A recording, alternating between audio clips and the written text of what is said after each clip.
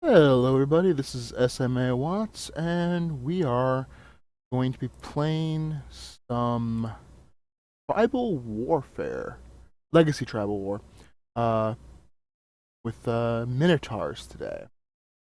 Now,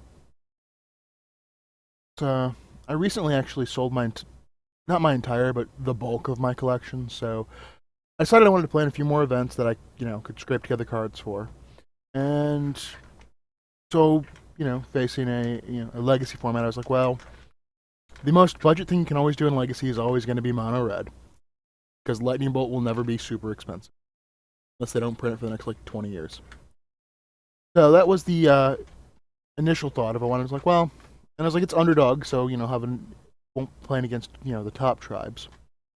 And then I considered a couple different tribes. Like I was considering berserkers or maybe barbarians. And then I realized, and then I was looking through red creatures and I saw Fanatic Amogus. I was like, maybe Minotaurs. There's a lot of Minotaurs in Theros. If you notice, this deck is, like, out of the creatures, there's 20. Oh, this should actually be.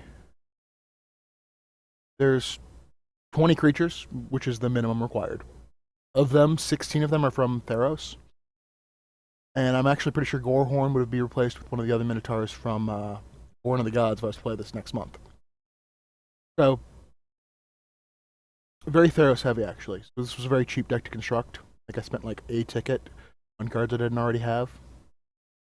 But so what we have here is we have um, kind of a legacy burn shell.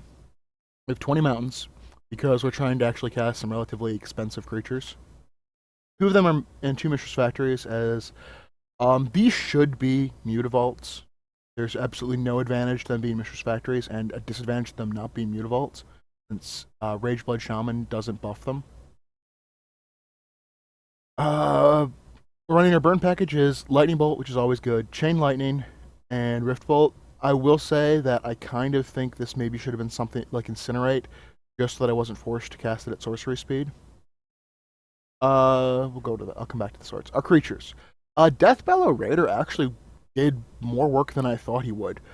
He being a 2/3 for 2 was actually pretty good. It's very few. There was very rarely a point where I was like, well, sending him in, he just sort of got like he usually was just big enough that they had to at least double block him to kill him. And occasionally the Rageblood Shaman would make it so that didn't work. The MVP though was Rageblood Shaman. Like the Minotaur Lord. The fact that he's a 2/3 for 3 is kind of like I'd really rather him be a 2/2 for 2, like the Lords of Atlantis. But the fact that his extra bump is Trample, it's really big when you actually connect with something and drop the Gorehorn Minotaurs. This guy actually did some work too as a 4/2, swinging in for a 4/2. He's okay. Like he's sort of like a really crappy Ball Lightning.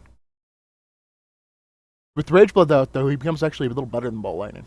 Because then he's a 5/3 Trampler with haste, and then it leaves behind a 3/3 body.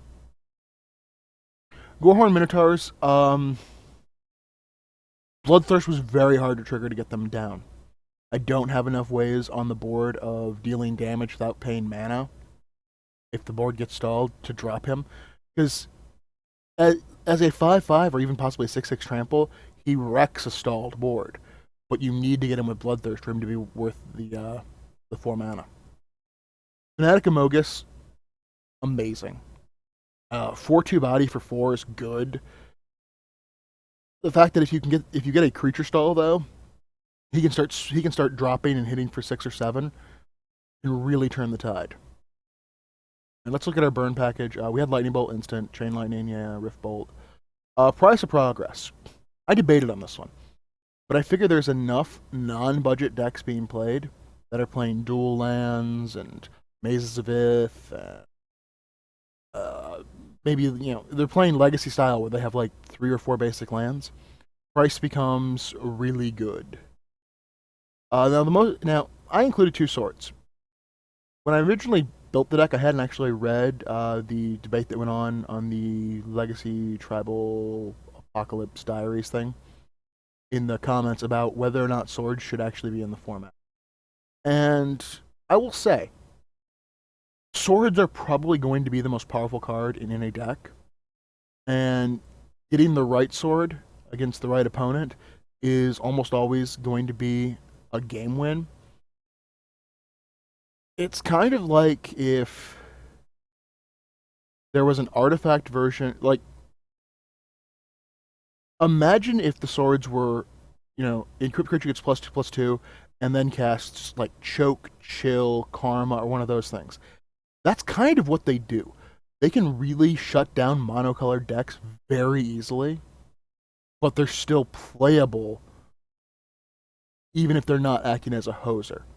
So in a format without sideboarding, I think I actually do agree that swords are probably too powerful.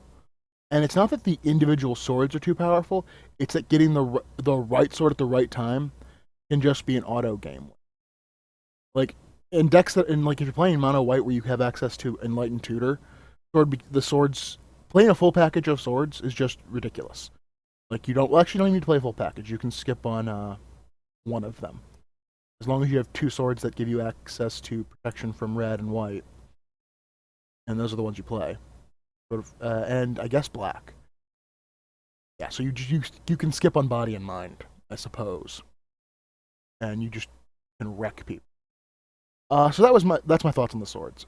Um, as a further note, I actually when I recorded these, I am doing the deck tech afterwards. I'm redoing it because there's a problem with both the original deck tech and the videos, and I'm gonna let you know.